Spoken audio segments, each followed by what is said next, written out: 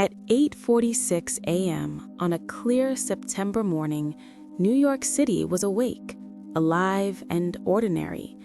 People were heading to work, phones were ringing, life was moving forward. Then, without warning, a commercial airplane crashed into the North Tower of the World Trade Center.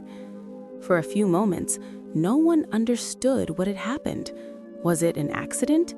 A terrible mistake? 17 minutes later, the answer arrived. A second plane tore into the South Tower. In that instant, confusion turned into fear. This was deliberate. America was under attack. Televisions across the world locked onto the same image, two massive towers burning against a blue sky. Time felt frozen. Millions watched, unable to look away, unable to believe what they were seeing. Inside the towers, thousands were trapped. Smoke filled the stairwells. Elevators no longer worked. Above the impact zones, escape was impossible. Firefighters climbed upward, step by step, knowing the danger, knowing they might not return. They went anyway. As New York burned, another plane changed direction. At 9:37 a.m., Flight 77 crashed into the Pentagon, the center of American military power.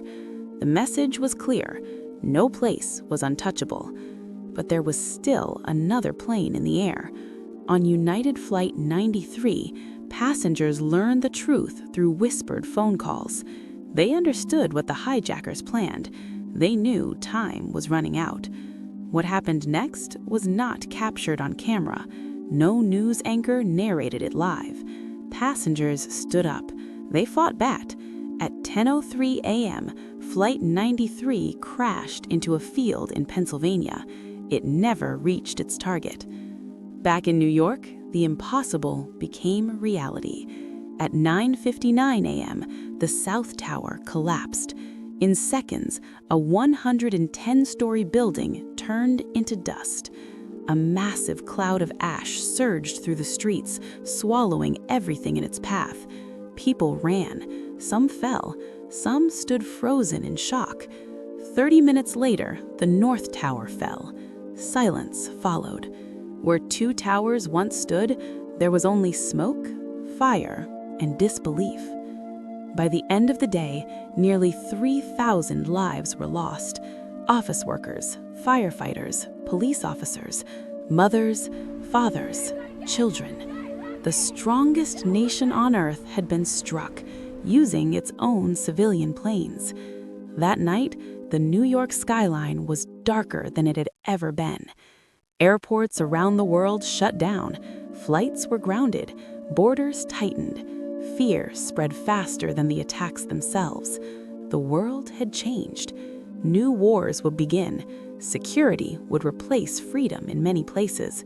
Trust would never feel the same again. But within the devastation, something powerful appeared. Strangers helped strangers. Rescuers searched through ruins for days, refusing to give up. Ordinary people showed extraordinary courage. September 11th was a day of terror, but it was also a day that revealed humanity at its strongest.